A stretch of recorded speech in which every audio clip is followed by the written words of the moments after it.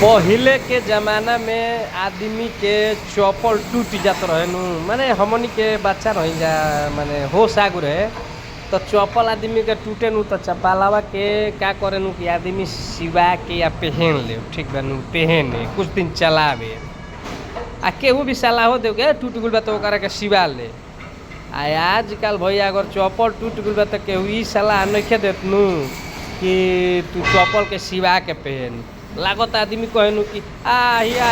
चप्पल टूटल पहन के सिवा के पहनता तो उहे बात बा भैया कि जब रिश्ता पहले टूट जात रहे